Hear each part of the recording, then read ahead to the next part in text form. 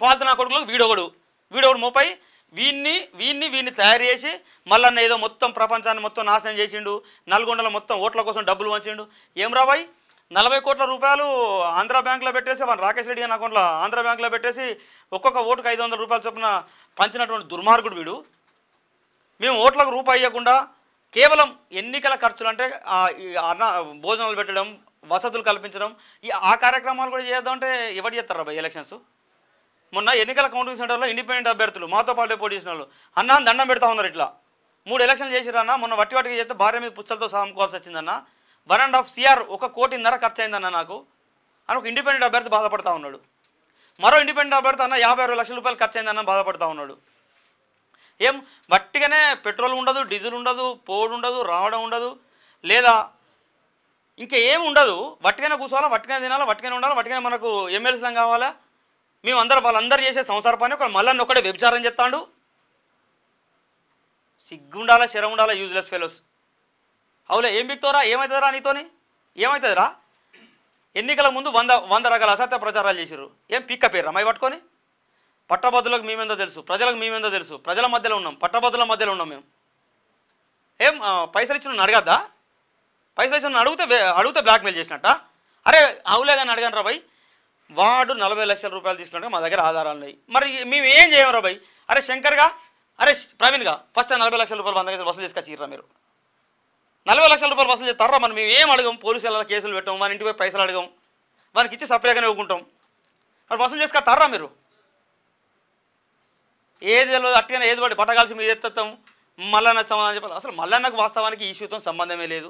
డబ్బులు ఇచ్చింది మేమే, డబ్బులు వసూలు కోసం పోయింది మేమే. అయితే ఇచ్చి సపరేట్ కూకుంటున్నాం, మంచోళ్ళం. అడిగితే బ్లాక్మెయిల్ చేసినట్టు. అయినా ఎత్తుకొచ్చి తీసుకొచ్చి ఒక్కొక్కరిని వాడిని తొనలాడ దిత్తా పైసలు ఒక క్షణంలో వసూలు అది చేసింది. అది దాన్ని బ్లాక్మెయిల్ చేసినట్టు అనరు దాన్ని. అది కరెక్ట్ పని చేసినట్టు అనిపిస్తుంది మీ దృష్టిలో.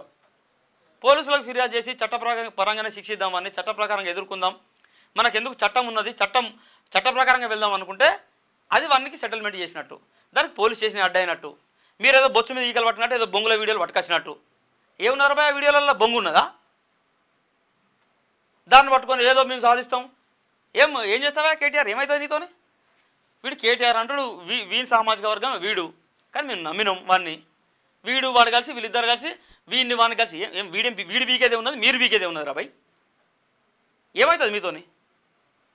ఇటువంటి గిన్నె చూసినాం రా భయ్, గిన్నె చూసినాం. ఇటువంటి లుచ్చా వీడియోలు పెట్టి, లుచ్చా వ్యవస్థ పెట్టి ఎవరినో ఏదో చేద్దాం అనుకుంటే ఎంటిక మీద మన తల మీద ఎంటిక కూడా బొచ్చు కూడా మీతో కాదు. ఆ వీడియోను ఎక్స్ప్లెయిన్ చేసేటప్పుడైనా కూడా మొత్తం జరిగిపోయింది. ఏం రాబాయి నీకే ఉన్నదా నోరు తెరితే ఒక్క నా కొడుకు రేపు పొద్దున మళ్ళీ కెమెరా ముందు రాదు.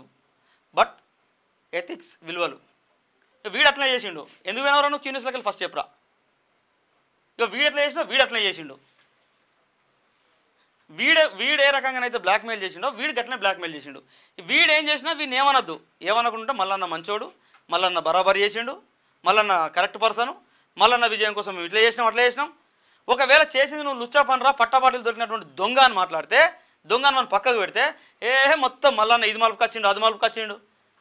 ఏం రాబాయి మాట్లాడేటప్పుడు కొంచెం అర్థం పర్థం హద్దు పద్దు ఉండాలా.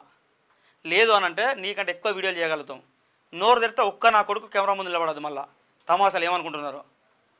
సో మిత్రులారా, ఈ అవలగాల కోసం కాకపోయినా కనీసం మనల్ని ప్రేమించేటువంటి గుండెల కోసం విషయం చెప్పాలి కాబట్టి కొంచెం ఆవేదనగా ఆక్రోధనగా కొంచెం ఎక్కువ మాట్లాడినా ఎవరు కూడా దయచేసి వేరే అనేతగా భావించదు. ఎందుకంటే ఈ అవలగాళ్ళకి ఎట్లా సమాధానం చెప్పాలో గట్లే సమాధానం చెప్పాలి కాబట్టి సో ఇంత రఫ్గా మాట్లాడాల్సి వచ్చింది. సో ప్రజలకు ఈ సందర్భంగా ఈ వీడియోలో ఎవరి మనసులన్నా ఈ అవలగాళ్ళ మనసులు నొప్పించుంటే కాదు, ఈ అవలగాళ్ళ మనసులు నొప్పి కాదు, ఇంకా ఏం చేయాలో వీళ్ళకి అది జరుగుతుంది భవిష్యత్తులో, కానీ అది వేరే విషయం. కానీ సో ఈ వీడియో వల్ల ఎవరన్నా సామాన్యులు లేదా మనల్ని ప్రేమించే వాళ్ళ హృదయాలు ఏమన్నా వర్డ్స్ వల్ల హార్ష్గా అయ్యి వాళ్ళ మనసులు గాయపడితే దయచేసి క్షమించండి.